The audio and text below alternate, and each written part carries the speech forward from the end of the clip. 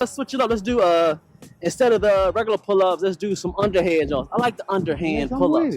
I like to resemble like the underhand pull-up with the wide one, not the chin one. Okay. But I try to explain to people like the chin-ups. Of course, they be getting the biceps, yeah. But I like to envision it like a little bit wider to simulate bent over rows like the dumbbells. Okay. To get that get width of that back, or if you're doing lat pull downs and you have the bar and you pull them down with the lat pull down, you realize it hit more your back when you wide out a little bit more instead of your biceps. Yeah. Try to do the same thing so we can get the, I forgot what that muscle's called, serratus. Oh yeah. What's it called? It's not your is it serratus? It's a.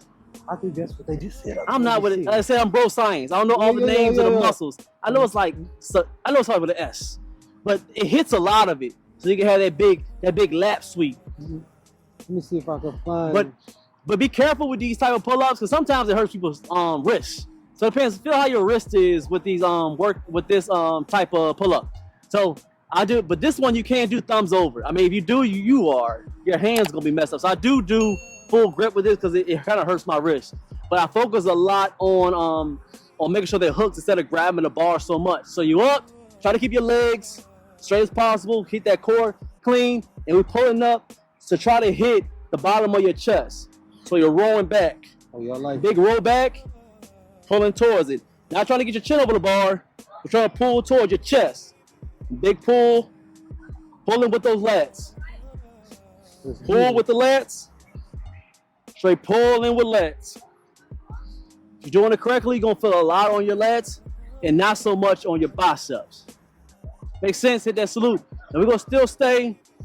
That's what you're looking for. I know it's what's it called? Yeah, I think that's it. Yeah, this one I just got that in my eye for my shoulder and all that. Something, man. Something, you know. I'm a C student. I passed school, but I don't be knowing all them. I ain't gonna hold you. All right, and then let's switch it up with the last like 2 or 3 sets with straight bar dips. So instead of regular dips, I do the straight bar dip because it'll help with the with your muscle up game. Because one of the hardest parts is a transition and then actually pushing yourself up top. So a lot of people get caught there with the muscle up. I think so. Yeah, that's how I like them jumps. Gets like that big sweep at the bottom. Good. Nice and smooth. We're doing about 5 to 7. We ain't doing too many of them. I say 5 the lowest, 7 if you really strong with it. But we focusing on the squeeze at the bottom, squeeze at the top, and the big stretch at the bottom. Tempo and mind the muscle connection. Ain't worried about the high reps. And here, I like the straight bar dips. When you up, leg straight as possible if you can. Going down, going up. Straight bar dips, really good for that lower chest and helping with your muscle ups. This is one of the hardest parts of the muscle up, I believe, because people can lift up, but once they get to right up here, they trying to. That's how they be stuck. They be like, But if you're strong enough on that shoulder and on triceps, that lower chest, you can just come up and just push up. Still 7 to 10, nice and smooth. Work on the muscle ups a little bit. I like to switch up on the dips. It's a good movement. You feel me? Hit that like button. Let's see. Hit that like. We almost there. We almost at 100 likes. Hit that like button, man. We got 1,000 over there on TikTok. They love it. There's love over there on TikTok, man. Hit that like button, man. Then on the burpees, go on, switch up. We got Navy SEAL burpees. Navy SEAL joints. You feel me? Nice and smooth. There we go. Pushing off it. Nice and smooth. Good form. Good form. Navy SEAL burpees. Same way. We ain't doing no jump. We still to the stomach, touch the toes. 2 push-ups. Squeezing and squeezing at the bottom. You feel me? Boom. Touch toes. We down. Boom. Boom. And we up. Yeah. Nice and smooth. Help with that chest. Go get that core. And of course, hit that cardio. Boom. Nice and smooth. 2 more. It's my favorite type of cardio. Everything is moving. But you ain't got to go too fast. As long as you're moving, flowing. I like it. In between, I like to stretch a little bit. We'll get about 2-3 sets, we'll get up out of here. But there's one more question I got for my guys. We'll talk about it a little bit when he finishes his set. Hit that like as y'all coming through.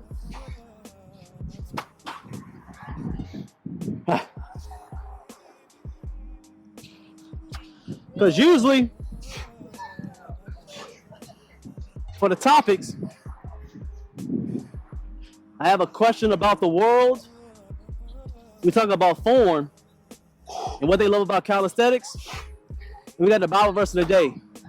So instead of having a question of what's going on in the world this time, notice this first one. Somebody I admire about him already, even though we met just shortly ago. Sure. Is the question.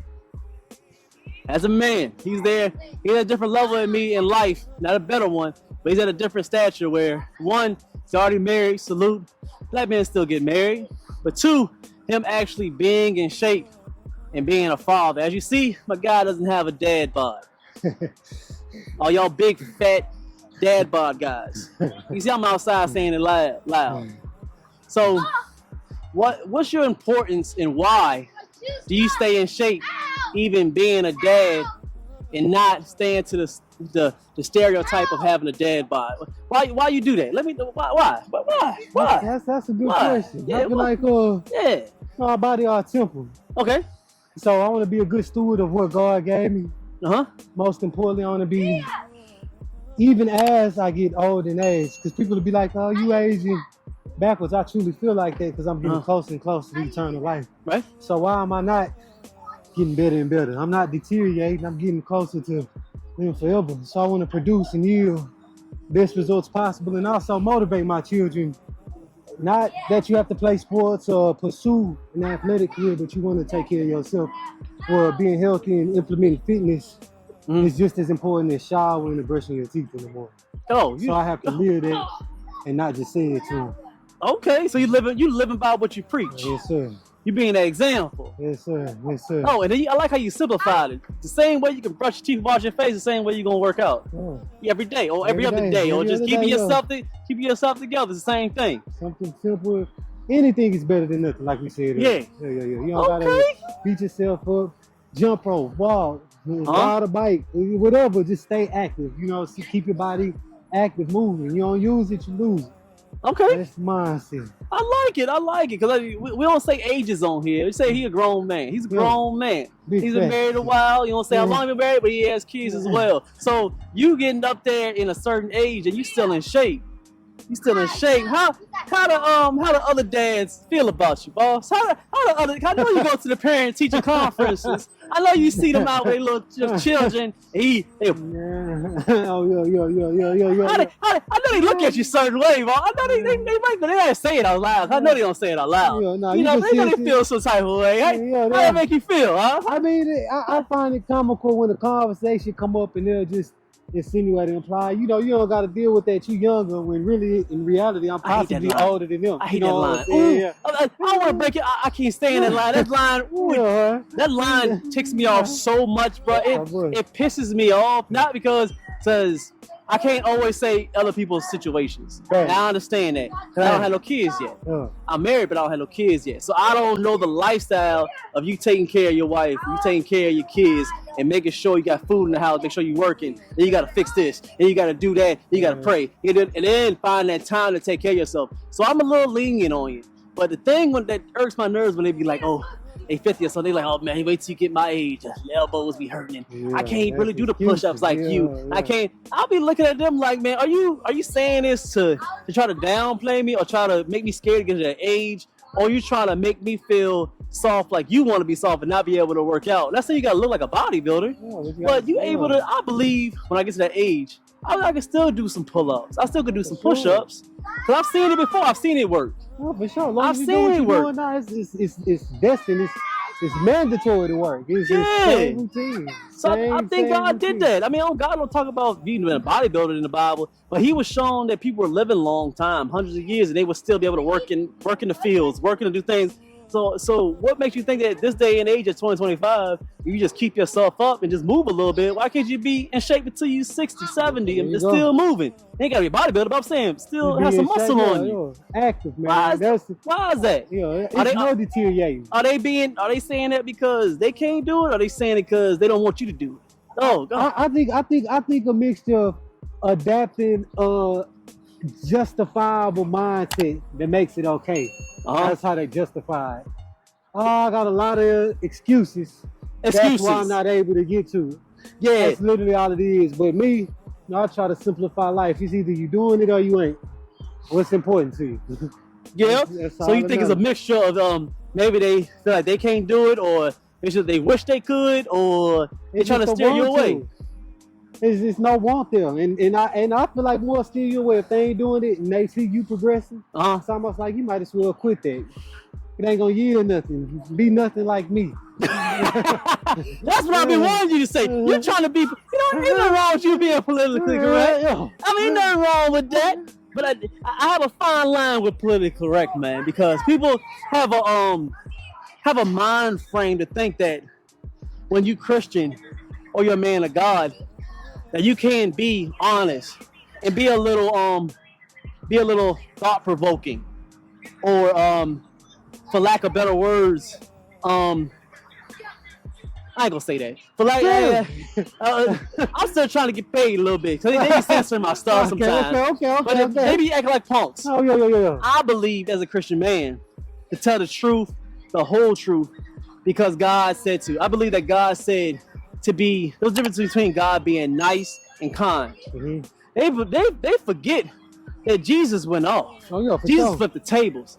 Jesus didn't say, "Oh, don't do this because you may hurt their feelings." No, he said talk right and be able to live on his word. So even if we say to do something right or wrong, and like you said, they may be because they don't want to take care of their temple, you call them soft, or they're too tired. That's not you not being a Christian, man. That's you telling the truth. Actually, what they doing? Because God said take care of your temple. Why can't you, as Mike say, take care of your temple? Yeah, that's fair. Why are you not doing it? I feel like it's a stigma for Christians. I feel like if you associate yourself with Christianity, people almost expect perfection from you as if you are Jesus Christ, and I'm not that. Yeah. I need him like you do. You know what I'm saying? So it's a lot of stuff. Christians ain't perfect, and I know it's some false stigma that you got to be perfect to become one or to get saved. No, that's why I need God. Exactly. So yeah. I speak freely. It's a lot. I've come a very, very long way. Yeah, but we got a long way to go, man. I'm not there yet, man. We ain't there yet. I don't curse.